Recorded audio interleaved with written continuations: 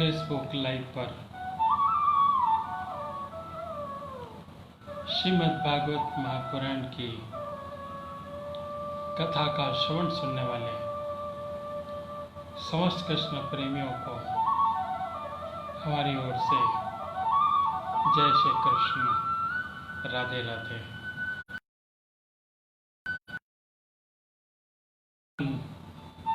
राधा कृष्ण आप सभी की मंगल कामनाओं को पूर्ण करें, ऐसा हम ईश्वर से प्रार्थना करते हैं।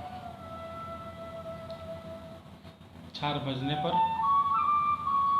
मंगलाचारण, गुरुचारण और उसके बाद एक प्यारा सा भजन कीर्तन राधा कृष्ण के लिए, फिर एक मुस्कान भरी, चितवन भरी श्रवण करेंगे श्री कृष्ण वासुदेव जी का।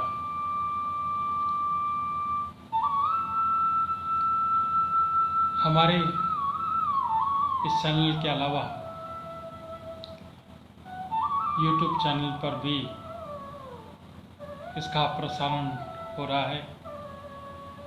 YouTube चैनल पर देखने के लिए आपको हमारे नाम से संजय चौधरी श्री फलित ज्योतिष के नाम से सब्सक्राइब करें और श्रीमद् भागवत महापुराण की कथा का श्रवण अभी तक का शुरू से लेकर अब तक की और आगे भी इसकी कड़ियों को हम देते रहेंगे। श्री नारायण श्री नारायण श्री नारायण भगवत नारायण श्री नारायण भगवत नारायण श्री नारायण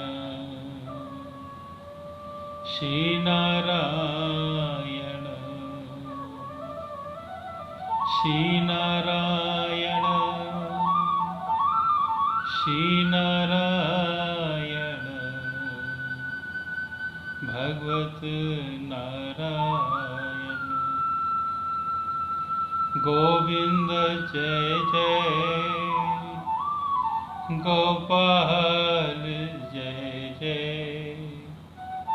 राधा रमण हरि गोविंद जय जय गोविंद जय जय राधा रमण हरि गोविंद जय जय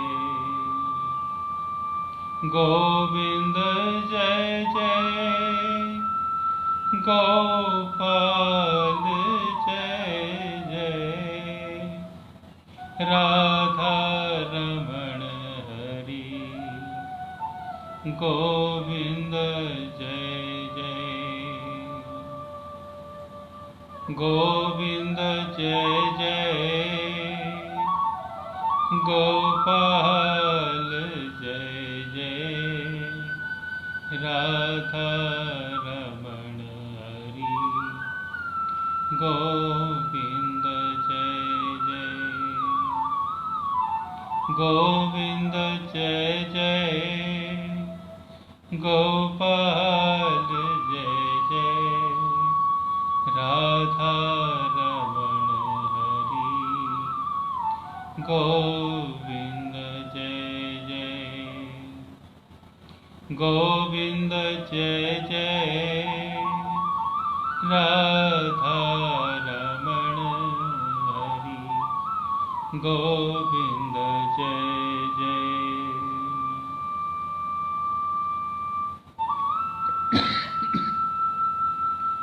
फेसबुक लाइव के अलावा श्रीमद् भागवत महापुराण की कथा का श्रवण सुनने वाले समस्त कृष्ण प्रेमियों को हमारी ओर से जय श्री कृष्ण, राधे राधे।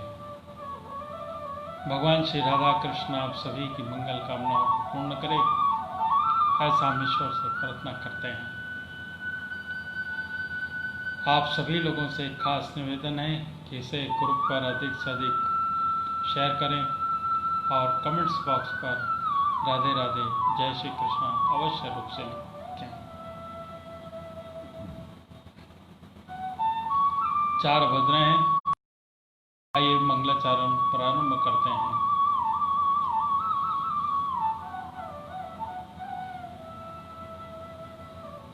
बोलो श्री गणेश भगवान की जय, बोलो श्री लंबोदर महाराज की जय, बोलो श्री राधा कृष्ण भगवान की जय, बोलो श्री हनुमंत लाल की जय, बोलो श्री पितृ देवता की जय, बोलो श्रीमद् भागवत महापुराण की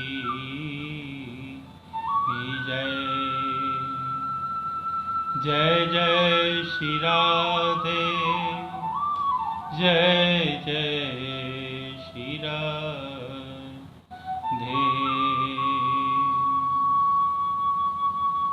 त्वमेव माता से पिता से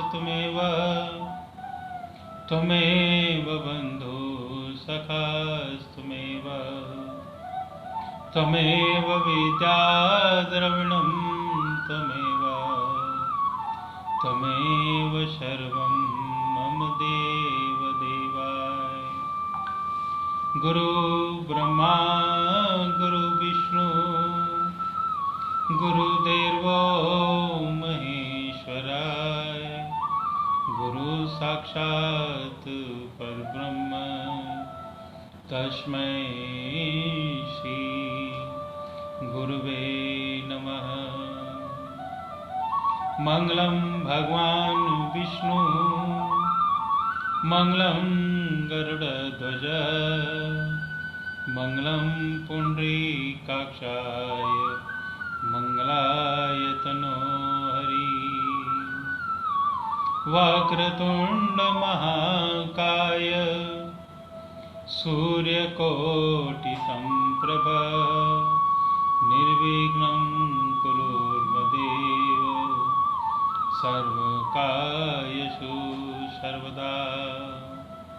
एकदन्तो महाबुद्धि सर्वेषु गणनायकः, सर्वसिद्धकरो देवा गौरीपुत्र विनायकः।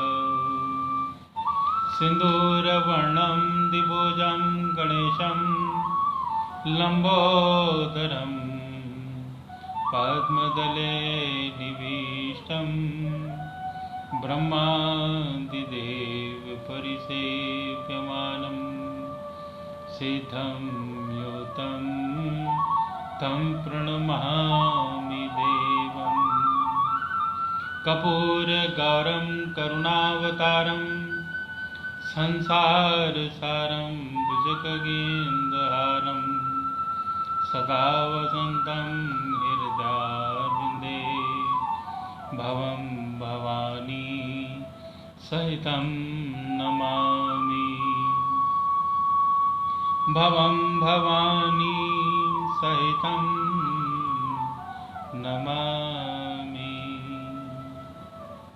ॐ शान्ताकारं भुजगशयनं पद्मनाभं सुरेशं, विश्वाधारं गगनसदृशं मेघवर्णं सुभाग्यं, लक्ष्मीकान्तं कमलनयनं योगनविरदानगम्यं वन्दे विष्णुं भवहरं सर्वलोकैकनाथं। श्रीनारायण श्रीनारायण श्रीनारायण।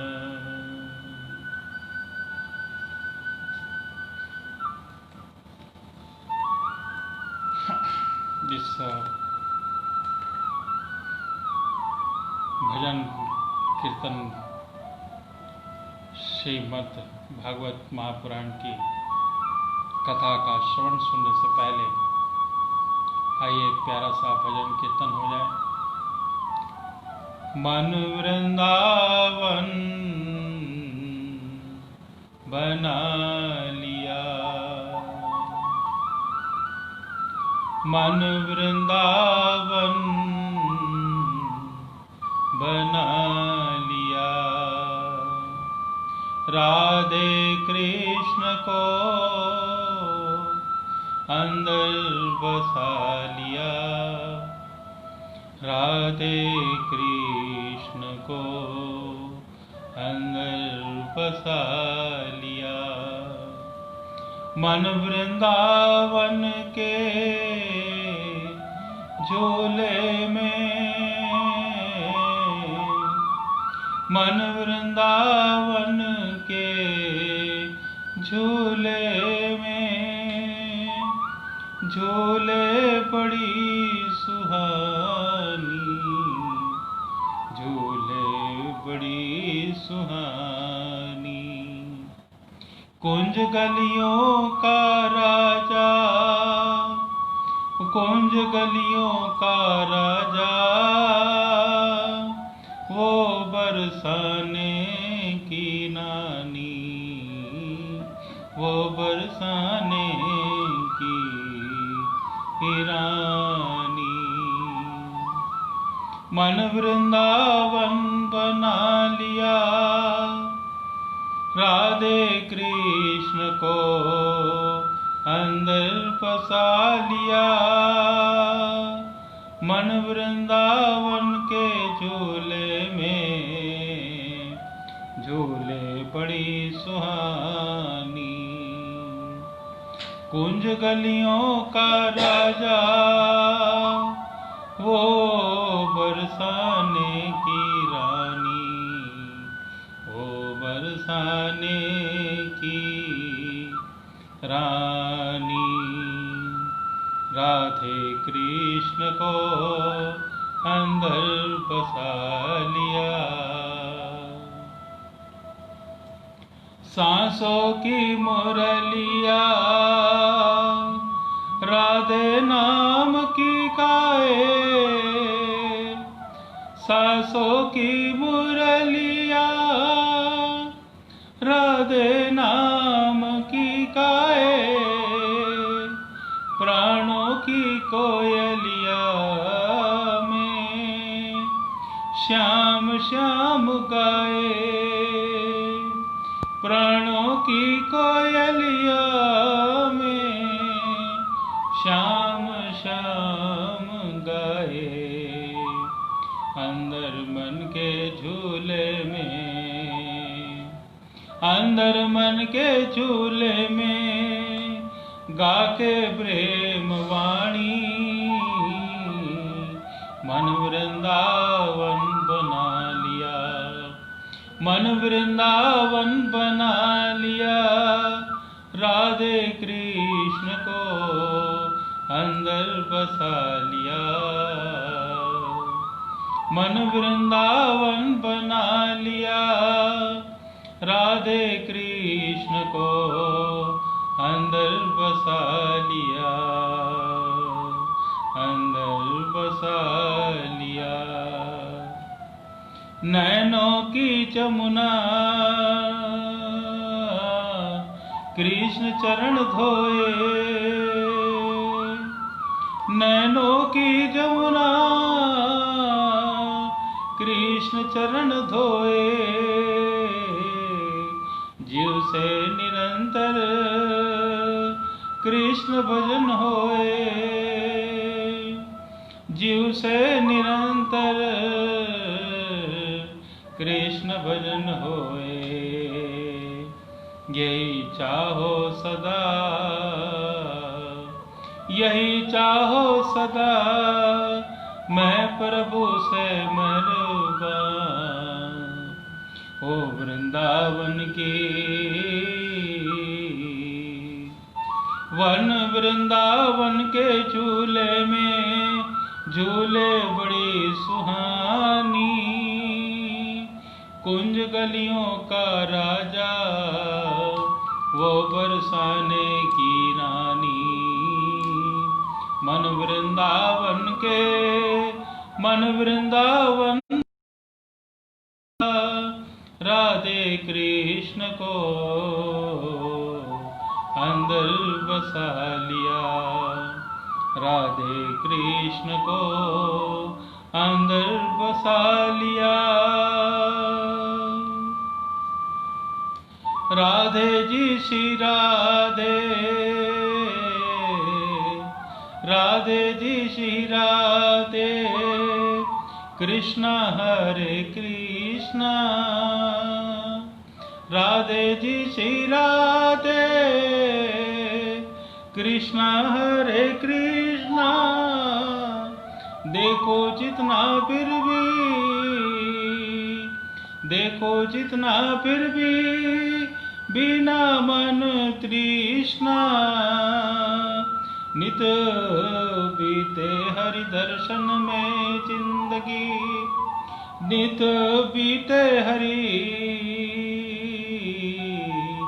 दर्शन में जिंदगी।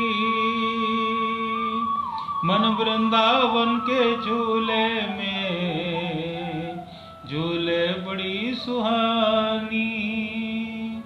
मन वृंदावन के झूले में झूले बड़ी सुहानी। वो कंज गलियों का राजा, वो बरसाने की रानी, वो बरसाने की रानी। मन वृंदावन के झूले में झूले बड़ी सुहानी। मन वृंदावन के झूले में झूले बड़ी सुहानी। कुंज गलियों का राजा, वो बरसाने की रानी, वो बरसाने की रानी, वो बरसाने की रानी। बोलो वृंदावन बिहारी लाल की जय। बोलो शिवा के बिहारी लाल की जय। जय जय श्री राधे, जय जय श्री राधे।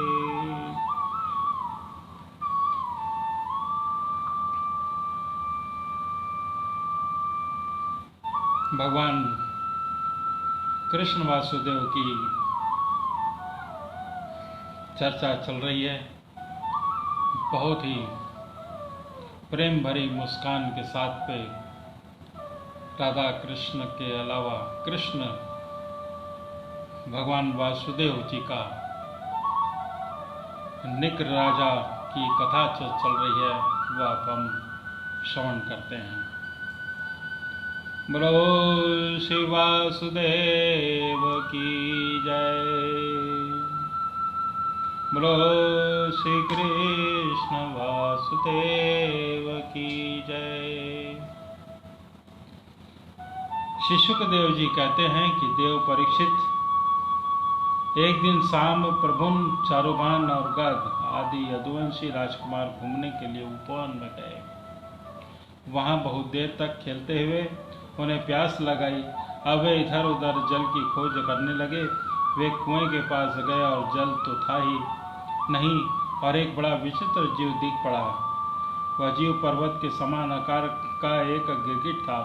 उसे देखकर उसकी आश्चर्य की सीमा न रही। उसके समय करुणा से भर आया और वे उसे बाहर निकालने का प्रयत्न करने लगे। परंतु वे राजकुमार उस गिरे हुए गिरगिट को चमड़े और सूत की रस्सियों से बांधकर बाहर न निकाल सके। तब कौतुक ने यह आश्चर्यमय वृत्तांत कृष्ण के पास जाकर निवेदन किया। जगत के जीवनदाता कमल नयन भगवान श्री कृष्ण उसे देखकर उन्होंने बाएं हाथ से खेल खेल में अनायास ही उसको बाहर निकाल लिया। भगवान श्री कृष्ण के चरण कमलों का स्पर्श होते ही उसका गिरगिट रूप जाता रहा।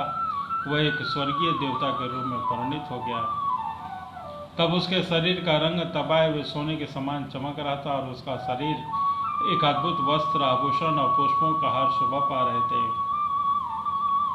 यद्यपि भगवान श्री कृष्ण जानते थे कि इस दिव्य पुरुष गिरगिट योनि क्यों मिली थी, फिर भी वह कारण वह सर्वसाधारण को मालूम हो जाए, इसलिए उन्होंने इस दिव्य पुरुष से पूछा, महाभाग, तुम तो बहुत ही सुंदर हो, अवश्य कोई श्रेष्ठ देवता हो। कल्याण मूर्ति, किस कर्म के फल से तुम्हें किस योनि में आना पड़ा है? वास्तव में तुम इस योग्य नहीं हो। हम लोग तुम्हारा वृतांत जानना चाहते हैं। यदि हम लोगों को यह बतलाना उचित समझो तो अपना परिचय अवश्य दे दो।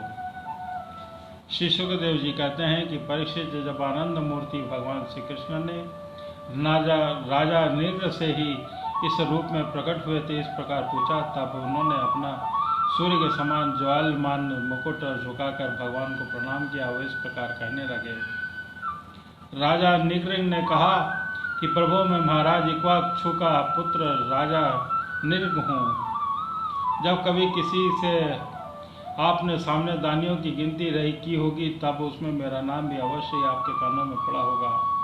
प्रभु समस्त प्राणियों की एक एक वृत्ति के साक्षी हैं। भूत, भविष्य और व्यवधान भी आपके अखंड ज्ञान के किसी प्रकार की बाधा नहीं डाल सकता। आपसे छिपा ही क्या है। अब मैं आपके आज्ञा का पालन करने के लिए कहता हूँ। भगवान, पृथ्वी में जितने ही धूलीकरण हैं, आकाश में जितने ही तारे हैं और वर्षा में जितने ही जल की धाराएं गिरती हैं, मैंने उतने ही गौवें दान की थीं।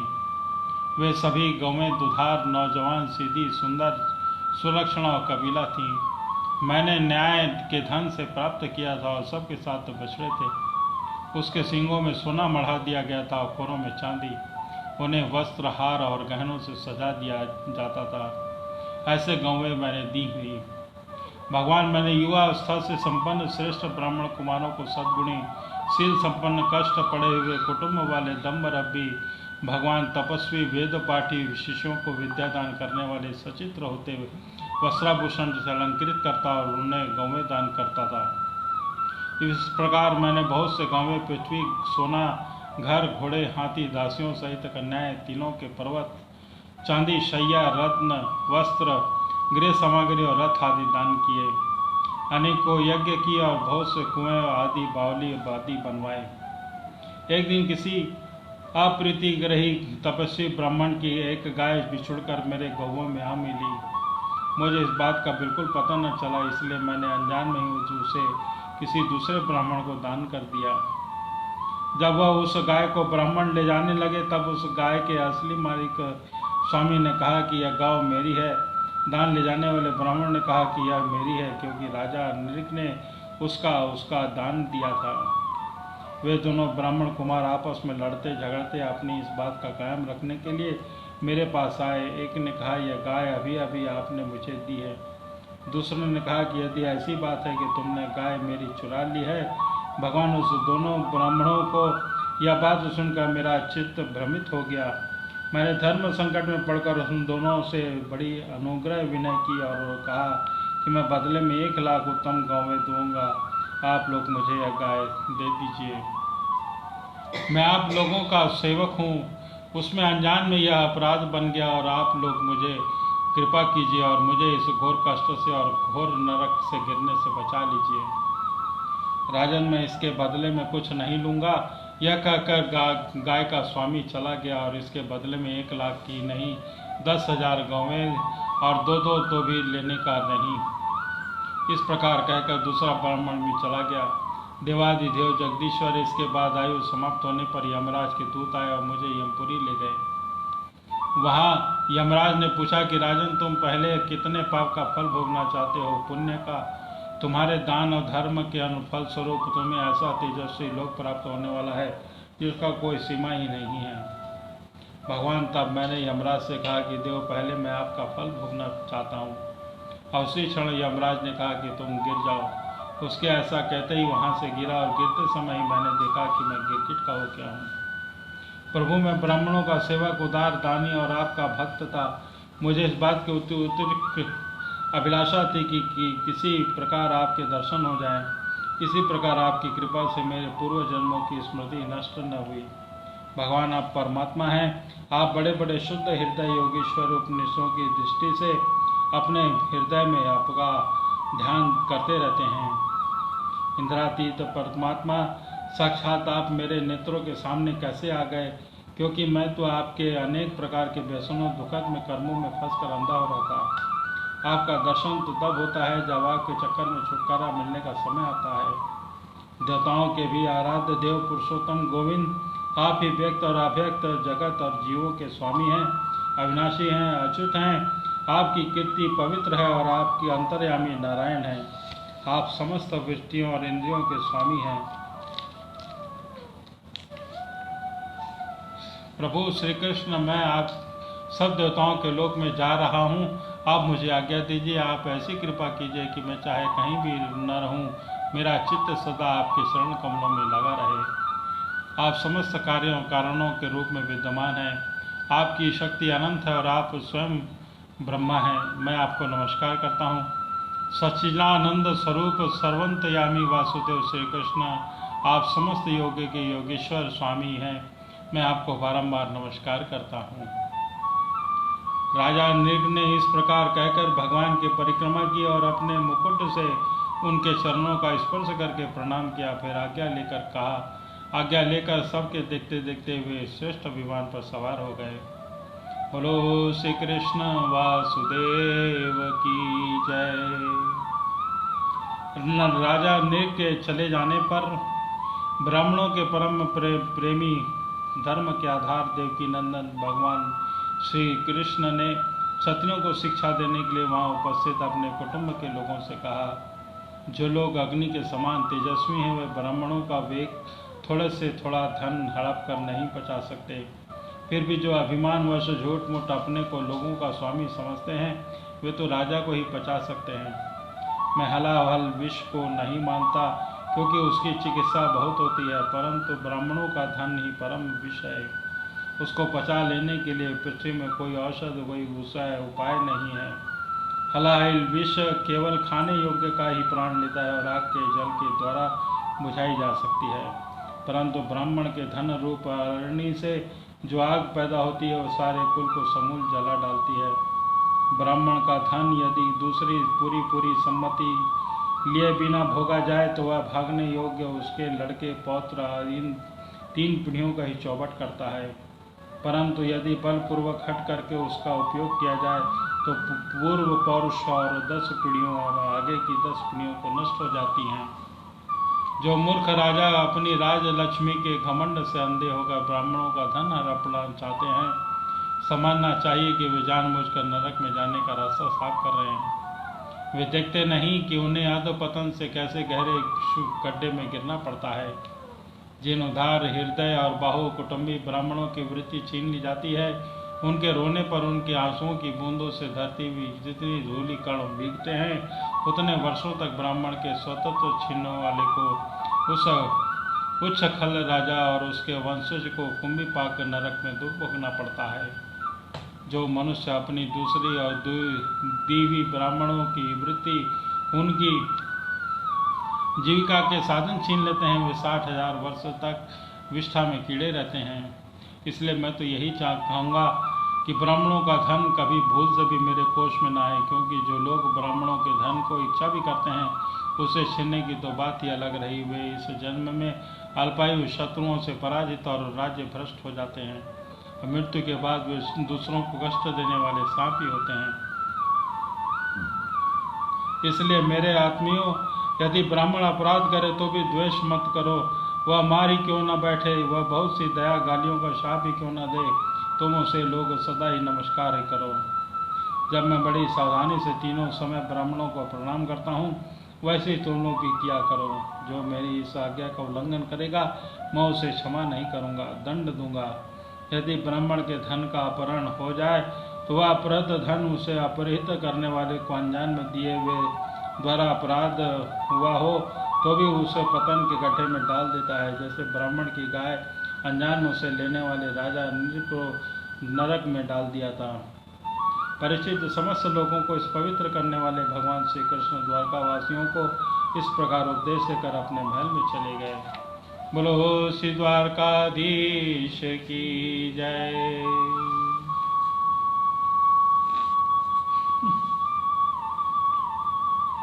श्री सुखदेव जी कहते हैं कि परीक्षित, भगवान बलराम जी के मन में ब्रज के नंद बाबा आदि स्वजन संबंधियों से मिलने की बड़ी इच्छा और उनका इच्छा थी। अब वे रथ पर सवार होकर द्वारका से नंद बाबा के ब्रज में आए। उनके लिए ब्रजवासी गोप और गोपियां बहुत सी दिनों से उत्कंठित थी। उन्हें अपने बीच में पाकर उन सबसे बड़े प्रेम से गले लगाया। बलराम जी ने माता यशोदा नंद बाबा को प्रणाम किया। उन लोगों ने भी आशीर्वाद देकर उनका अभिनंदन किया। यह कहकर कि बलराम जी तुम जगदीश्वर हो, अपने छोटे भाई श्री कृष्ण के साथ हमारी सदा सर्वदा रक्षा करते हो, उनको गोद में लिया और अपने प्रेमाश्रों से उन्हें भिगो दिया। इसके बाद बड़े बड़े गोपों को बलराम जी और छोटे छोटे गोपों ने बलराम जी को नमस्कार किया। वे अपनी आयु, मेलजोल और संबंध के अनुसार मिले जुले गाल बालों के पास जाकर किसी से हाथ मिलाया, किसी से मीठी मीठी बातें की, किसी को खूब हंसकर गले लगाया। इसके बाद बलराम जी की थकावट दूर हो गई, वे आराम से बैठ गए। तब सब ग्वाल बाल उसके पास आए। इन ग्वालों ने कमल नयन भगवान श्री कृष्ण के लिए समस्त भोग, स्वर्ग और मोक्ष तक की त्याग रखा था। बलराम जी ने सब उनके और उनके घर वालों के संबंध में कुशल प्रश्न किया। तब उन्होंने प्रेम गदगद वाणी से उनसे प्रश्न किया, बलराम जी, वसुदेव जी, आप आदि हमारे सब भाई बंधु सकुशल है ना? आप लोग स्त्री पुरुष आदि के सब सत रहते हैं, बाल बच्चेदार हो गए हैं। क्या कभी आप लोगों को हमारी याद भी आती है? यह बड़े सौभाग्य की बात है कि पापी कंस आप लोगों को मार डाला और अपने सुहृद संबंधियों को बड़े कष्ट से बचा लिया। यह भी कम आनंद की बात नहीं कि आप लोगों ने बहुत से शत्रुओं को मार डाला और जीत लिया। तब अत्यंत सुरक्षित दुर्ग किले में आप लोग निवास करते हैं। परीक्षित, भगवान बलराम जी के दर्शन से उनकी प्रेम भरी चितवन गोपियां निहाल हो गईं। उन्होंने हंसकर पूछा कि क्यों बलराम जी, नगर और नारियों के पुराण वल्लभ श्री कृष्ण सकुशल तो हैं? क्या कभी उन्होंने अपने भाई बंधु और माता पिता की याद दिलाती है? क्या वे अपने माता के दर्शन के लिए एक बार भी यहाँ आ सकेंगे?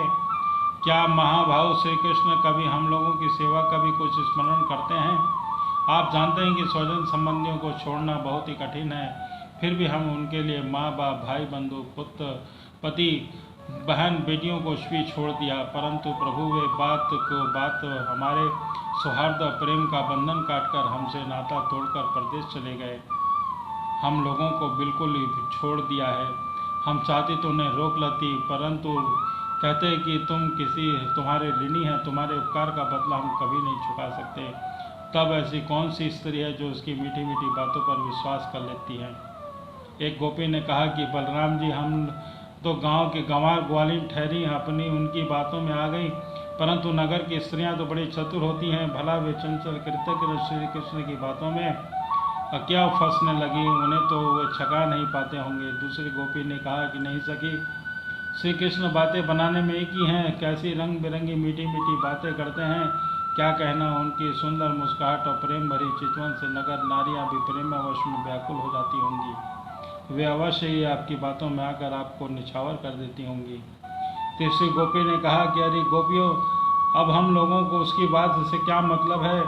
यदि समय ही काटना है तो कोई दूसरी बात करो। यदि उस निष्ठुर का समय हमारे बिना बीत जाता है तो भी हमें उस दूसरा भला दुख से क्यों न हो, कट ही जाएगा। अब गोपियों के भाव नेत्रों के सामने भगवान श्री कृष्ण की हंसी, प्रेम भरी बातें, चारों चितवन, अनूठी चाल और प्रेम लिंगन आदि मूर्तिमान होकर नाचने लगे। वे उन बातों को मधुर स्मृति तन्मय होकर रोने लगी। परीक्षित, भगवान बलराम जी और नाना प्रकार से अनुवय करने में बड़े निपुण थे। उन्होंने भगवान श्री कृष्ण के हृदय स्पर्शी लुभाव के संदेश सुना और सुनकर गोपियों को सांत्वना दी और बसंत के 2 महीने चैत्र वैशाख वहीं बिताए। रात्रि के समय गोपियों से रहकर उनके प्रेम अभिवृद्धि करते हो क्यों न हो भगवान राम जो ही ठहरे थे। बोलो श्री कृष्ण वासुदेव की जय। उस समय कुमुदिनी की सुगंध लेकर भीनी भीनी वायु चलती रहती और पूर्ण चंद्रमा की चांदनी छिटक कर यमुना जी के तटवर्ती उपवन को उज्ज्वल कर देती और भगवान बलराम जी गोपियों के साथ वहीं विहार करते। वरुण देव ने अपनी पुत्री वरुण देवी को वहां भेज दिया था। वह एक वृक्ष के खोड़ से बाहर निकली और उसमें अपनी सुगंध से सारे वन को सुगंधित कर दिया। मधुधारा की वह सुगंध वायु से बलराम जी के पास पहुंचाई, मानो उसने उपहार दे दिया हो। उसकी महक से आकृष्ट होकर बलराम जी गोपियों के साथ लेकर वहां पहुंच गए और उनके साथ उसका पान किया। उस समय गोपियां बलराम जी के चारों ओर उनका चरित्र गान कर रही थी और वे मतवाले से होकर वन में विचर रहे थे। उनके नेत्र आनंद में विहील हो रहे थे। गले में पुष्पों का हार शोभा पा रहा था। वैजयंती की माला पहने हुए आनंदित हो रहे थे। उनके एक कान में कुंडल झलक रहा था। मुखार बिंद पर मुस्कुराहट की शोभा निराली थी। उस पर पसीने की बूंदें हिमकण के समान जान पड़ती थी। सर्वशक्तिमान बलराम जी ने जल क्रीड़ा करने के लिए यमुना जी को पुकारा, परंतु यमुना जी ने यह समझा कर कि ये मतवाले हो रहे हैं, उनकी आज्ञा का उल्लंघन किया, वे नहीं आई। तब बलराम जी ने क्रोधपूर्वक अपनी हल को नोक से उन्हें खींच लिया और कहा, पापी ने यमुने, तुमने बुलाने पर भी तू आज्ञा को उल्लंघन करके यहाँ नहीं आ रही है, मेरा तिरस्कार कर रही है। देख, मैं तुझे तेरे शिक्षाचारक का फल चखाता हूँ। अभी अभी तुझे हल की नोक से 100 टुकड़े किए देता हूँ। तब बलराम जी ने यमुना जी को इस प्रकार डांटा फटकारा तो वे चकित और भयभीत होकर बलराम जी के चरणों पर गिर पड़ी और गिड़गिड़ाहट कर प्रार्थना करने लगी। लोकाभिराम बलराम जी महाबालो, मैं आपका पराक्रम भूल गई थी। जगतपति, अब मैं जान गई कि आपके अंश मात्र शेष जी इस सारे जगत को धारण करते हैं। भगवान, आप परम ऐश्वर्यशाली हैं। आपके वास्तविक स्वरूप को न जानने से कारण मुझे अपराध बन गया है। स्वर स्वरूप भक्तवत्सल, मैं आपकी शरण में हूँ। आप मेरी भूल चूक क्षमा कीजिए, मुझे छोड़ दीजिए। अब यमुना जी के प्रार्थना स्वीकार करके भगवान बलराम जी ने क्षमा कर दिया। फिर जैसे गजरा सतियों के साथ कीड़ा करता है, वैसे ही गोपियों के साथ जल कीड़ा करने लगे। जब वे यथेष्ट जल विहार करके यमुना जी से बाहर निकले, तब लक्ष्मी जी ने उन्हें नीलांबर बहुमूल्य आभूषण और सोने का सुंदर हार दिया। बलराम जी ने नीले वस्त्र पहन लिए, सोने की माला डाल ली और वे अंगराज लगाकर सुंदर आभूषणों से भूषित होकर इस प्रकार शोभायमान हुए, मानो उनका इंद्र श्वेत वर्ण ऐरावत हाथी हो। परिस्थिति यमुना जी का यह भी बलराम जी के खींचे हुए मार्ग से बहती हुई और वह ऐसी जान पड़ती है मानो अनंत शक्ति भगवान बलराम जी का यशगान कर रही हो। बलराम जी का चित्त व्रजवासियों गोपियों के माधुर्य से कि समय पर कुछ ध्यान न रहा। इस बहुत सी रात्रियां एक समान व्यतीत हो गईं। इस प्रकार बलराम जी ब्रज में विहार करने लगे। बोलो श्री ब्रज वासुदेव की जय। बोलो श्री कृष्ण वासुदेव की जय। शुकदेव जी कहते हैं कि भगवान जब बलराम जी नंद बाबा के ब्रज में गए थे, तब पीछे करश देश के अज्ञानी राजा पौंड्रक ने भगवान श्री कृष्ण के पास एक दूत भेजकर यह कहलाया कि भगवान मैं वासुदेव हूँ। मूर्ख लोग उसे बहकाया करते थे कि आप भगवान वासुदेव हैं, जगत की रक्षा के लिए पृथ्वी पर अवतीर्ण हुए हैं। इसका फल यह देखने को हुआ कि मूर्ख लोग अपने ही भगवान मान बैठा। वे जैसे बच्चे आपस में खेलते समय किसी बालक को ही राजा मान लेते हैं, वह राजा की तरह उनके साथ व्यवहार करने लगता। वैसे ही मंद ज्ञानी अज्ञानी पौंड्रिक ने अचांत गति भगवान श्री कृष्ण की लीला और रहस्य न जानकर द्वारका के पास दूत भेज दिया। पौंड्रक का दूत द्वार पर आया और वो राज्यसभा में बैठे हुए कमल नयन भगवान श्री कृष्ण, उसने अपने राजा का संदेश कह सुनाया। एकमात्र मैं वासुदेव हूँ, उसका कोई दूसरा नहीं है। प्राणियों पर कृपा करने के लिए मैंने ही अवतार ग्रहण किया है। तुमने झूठ मूठ अपना नाम वासुदेव रख लिया है, अब उसे छोड़ दो। यदुवंशी, तुमने मूर्खतावश मेरे चिन्ह धारण कर रखे हैं, उन्हें छोड़कर मेरे शीघ्र शरण में आओ। मैं तुम्हारी बातें स्वीकार करना हूँ तो मुझे युद्ध कर लो। श्री सुखदेव जी कहते हैं कि परीक्षित मंद गति पौंड्रिक की यह बातें सुनकर उग्रसेन आदि सभासद जोर जोर से हंसने लगे। उन लोगों की हंसी समाप्त होने के बाद भगवान श्री कृष्ण दूत से कहा कि तुम जाकर अपने राजा से कह देना कि रेमूढ़ अपने चक्र आदि चिन्ह यो नहीं छोड़ूंगा। इन्हें मैं तुझ पर छोड़ूंगा तो केवल तुझ पर ही नहीं, तेरे उन सब साथियों पर भी जिन्हें बहकाने में तू इस प्रकार बहक रहा है। उस समय मूर्ख तू अपना मुंह छिपाकर औंधे मुंह गिरकर चील गिद्ध बटेर आदि भांस भौजी पक्षियों से गिरकर सो जाएगा। तब तू मेरा शरणदाता निहुतों की शरण होगा, जो तेरा मांस चीत चीत कर खा जाएंगे। परीक्षित भगवान का यह तिरस्कार पूर्ण संवाद लेकर पौंड्रिक का दूत अपने स्वामी के पास गया और उसे कह सुनाया। इधर भगवान श्री कृष्ण ने रथ पर सवार होकर काशी पर चढ़ाई कर दी। भगवान श्री कृष्ण के आक्रमण का समाचार पाकर महारथी पौंड्रिक भी 2 अक्षणी सेना के साथ शीघ्र ही नगर के बाहर निकल आया। काशी का राजा पौंड्रिक का मित्र था, अतः वह भी अपनी सहायता करने के लिए 3 अक्षणी सेना के साथ उसके पीछे पीछे आया। परीक्षित, अब तो भगवान श्री कृष्ण के पौंड्रिक को देखा। पौंड्रिक भी शंख चक्र तलवार गदा शंख धनुष और श्री वस्त्र चिन्ह आदि देख कर रहे थे। उनके वक्ष स्थल बनावटी कौतुम बड़ी वनमाला भी लटक रही थी। उसने रेशमी वस्त्र पहन रखे थे। व्रज की रथ की ध्वजा पर गरुड़ का चिन्ह लगा था। उसके सिर पर मोल मूल्य सोने का मुकुट था। कानों में मकराद कुंडल जगमगा रहे थे। उनका सारा शरीर विश्व बनावटी था, मानो कोई अभिनेता रंगमंच पर अभिनय करने के लिए आया हो। उसकी वेशभूषा समान देखकर भगवान श्री कृष्ण खिलखिलाकर हंसने लगे। प्रलय के समय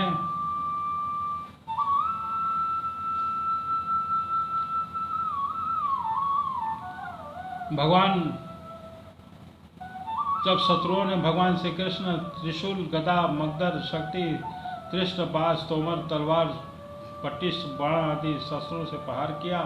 प्रलय के समय जिस प्रकार आग सभी प्रकार से प्राणियों को जला देती है, भगवान श्री कृष्ण ने गदा तलवार चक्र बाण आदि शस्त्रों से पौंड्रिक तथा काशी राज्य के हाथी रथ घोड़े पैदल की चतुरंगी सेना तहस नहस कर दिया।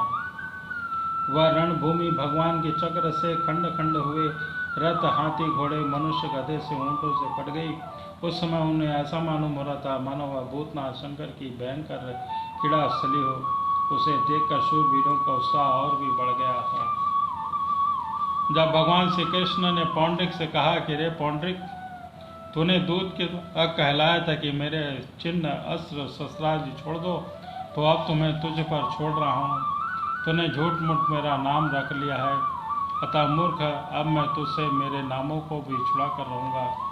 यही तेरे शरण में आने की बात, सो मैं यदि तुझसे युद्ध न कर सका तो तुझे शरण ग्रहण करूँगा। भगवान श्री कृष्ण ने इस प्रकार पौंड्रिक का तिरस्कार करके अपने तीखे बाणों से उसके रथ को छोड़ तोड़ फोड़ डाला और चक्र से उसका सिर वैसे ही उतार लिया जैसे इंद्र ने अपने ब्रज से पहाड़ की चोटियों पर उड़ा दिया था। इस प्रकार बलराम जी ने अपने बाणों से काशी नरेश का सिर भी अपने धड़ से ऊपर उड़ाकर काशीपुर में गिरा दिया, जैसे वायु कमल का पुष्प गिरा देता है। इस प्रकार अपने साथ डार रखने वाले पौंड्रिक को और उसके सखा काशी नरेश को मारकर भगवान श्री कृष्ण अपने राजधानी द्वारका में लौट आए। उस समय सिद्धगण भगवान की अमृतमयी कथा का गान कर रहे थे। परिचित पौंड्रिक भगवान के रूप का चाहे वह किसी भी भाव से हो सदा सदा के लिए चिंतन करता रहता था। उसके सारे बंधन कट गए। वह भगवान का बनावटी वेश धारण किए रहता था। बार बार उसी का स्मरण होने पर वह भगवान के सारूप्य को ही प्राप्त हुआ। इधर काशीपुर के राजमहल के राज दरवाजे पर एक कुंडल मुंडित मुंठ गिरा देखकर लोग तरह तरह की संदेह करने लगे और सोचने लगे कि यह क्या है और किसका सिर है। बोलो श्री कृष्ण वासुदेव की जय। जब यह मालूम हुआ कि वह काशी नरेश का ही तो सिर है कि जब रानियां, राजकुमार और राज परिवार के लोग और नागरिक रो रो कर विलाप करने लगे, हा नाथ, हा राजन, हाय हाय, हमारा तो सर्वनाश हो गया है। काशी नरेश का पुत्र था सुदक्षिण, उसने अपने पिता का अंत्येष्टि संस्कार करके मन ही मन निश्चय किया कि अपने प्रेतघाती को मारकर ही मैं अपने पिता के ऋण से उत्तीर्ण हो सकूंगा। निदान वह अपने कल पुरोहित और आचार्यों के साथ अत्यंत एकाग्रता से भगवान शंकर की आराधना करने लगा। काशी नगरी में उसने उसकी आराधना से प्रसन्न होकर भगवान शंकर ने वर देने को कहा। सुदक्षिण ने यह अभिष्ट वर मांगा कि मेरे पिता प्रेतघाती से वध का उपाय बताइए। भगवान शंकर ने कहा कि तुम ब्राह्मणों के साथ मिलकर यज्ञ के देवता त्रिविक भूत दक्षिणाग्नि की व्याभिचारी से आराधना करो। इसके साथ वह अग्नि प्रमुख गुणों के साथ प्रकट होकर ब्राह्मणों के अभिव्यक्त पर प्रयोग करोगे तो तुम्हारा संकल्प सिद्ध होगा। भगवान शंकर की ऐसी आज्ञा प्राप्त करके सुदक्षिण ने अनुष्ठान के उपयुक्त नियम ग्रहण किया और वह भगवान श्री कृष्ण के व्याभिचार मारण का पुण्य चरण करने लगा। अभिचारण होते ही यज्ञ कुंड से अति भीष्म अग्नि मूर्तिमान प्रकट हुआ। उसके बकेश और दाढ़ी मूछ तपे हुए तांबे के समान लाल लाल थे। आंखों के आगे अंगारे बरस रहे थे। उग्र दाढ़ों और टेढ़ी कुटुबियों के कारण उनके मुख से कुपटा टपक रही थी। उनके जीभ से मुंह के दोनों कोने चाट रहा था। अपने शरीर नंग धड़ंग था, हाथ में त्रिशूल लिए हुए था और अपने बार बार घुमाता जाता था और उसमें अग्नि की लपटें निकल रही थी।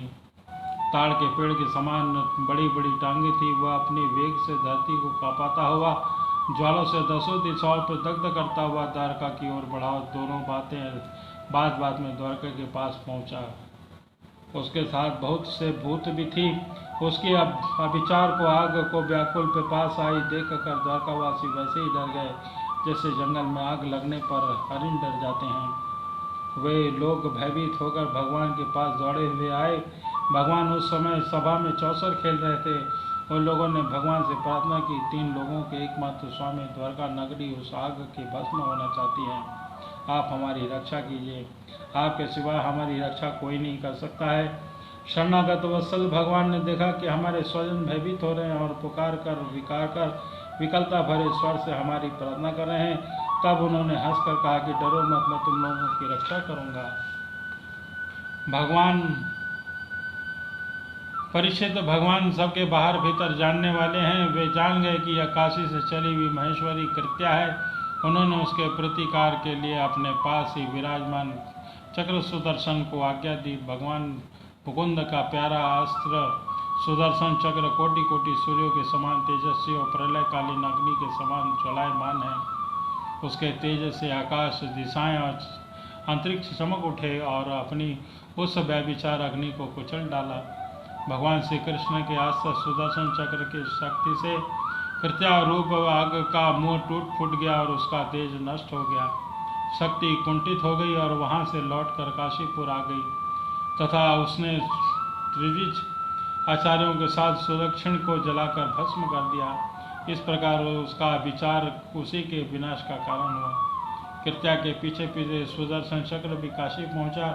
काशी बड़ी विशाल नगरी थी। वह बड़ी बड़ी अटारियों, सभा भवन, आचार भवन, बाजार, नगर द्वार, शिखरों के शिखर, 4 दीवारी, खजाने, हाथी, घोड़े, रथ और अग्नों के दामों से सुसज्जित थी। भगवान श्री कृष्ण के सुदर्शन चक्र ने सारी काशी को जलाकर भस्म कर दिया। फिर वह परमानंदमय लीला करने वाले भगवान श्री कृष्ण के पास लौट आया।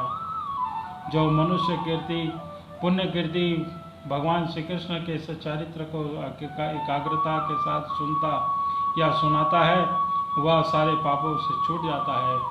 बोलो श्री वृंदावन बिहारी लाल की जय। एक प्यारा सा भजन।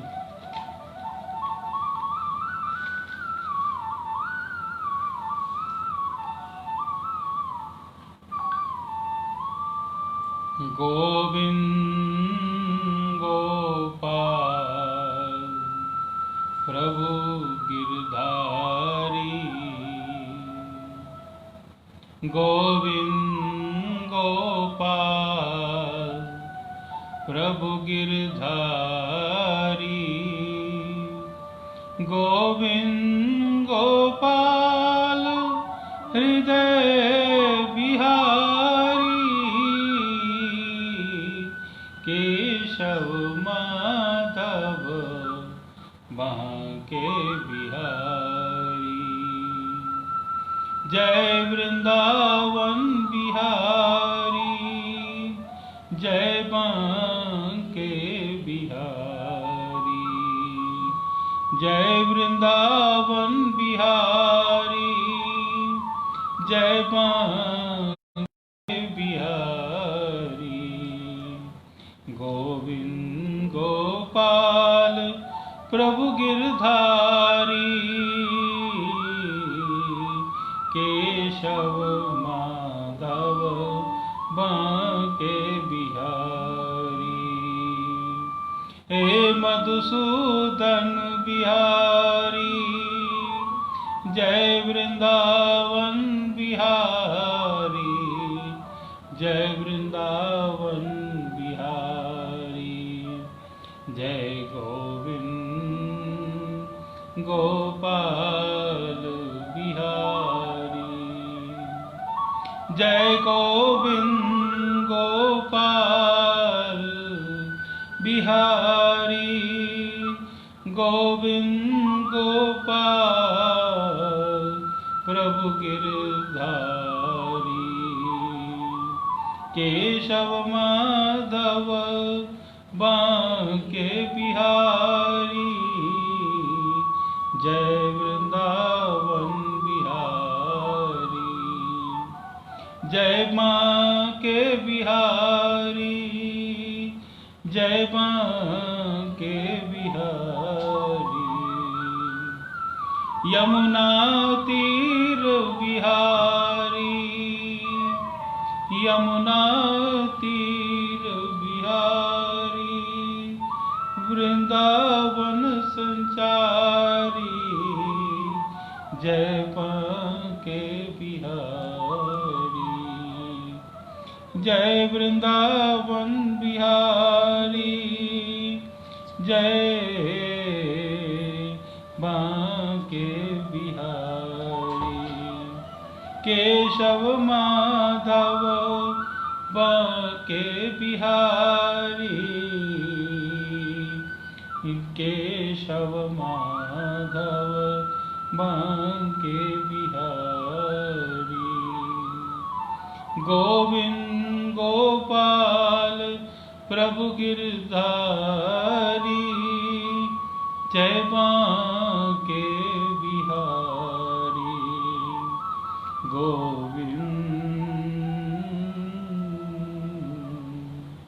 गोविंद गोपाल प्रभु गिरधारी।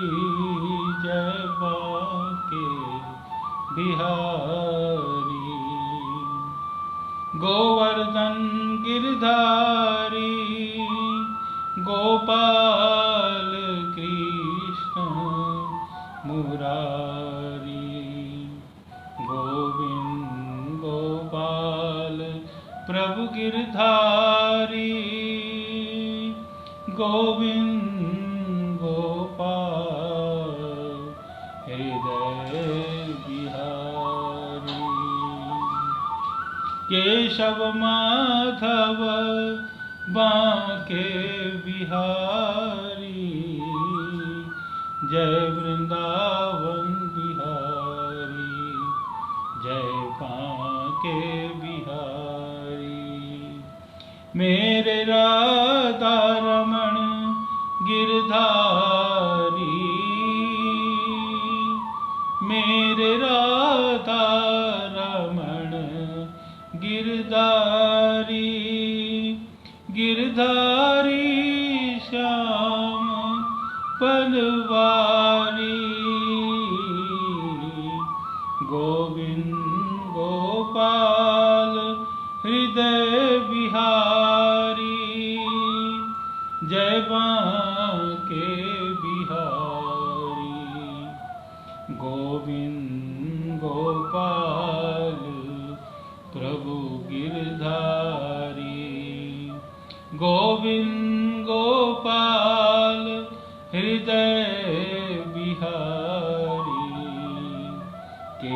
केशव माधव बांके बिहारी, जय वृंदावन बिहारी, जय बांके बिहारी। गोविंद गोपाल प्रभु गिरधारी,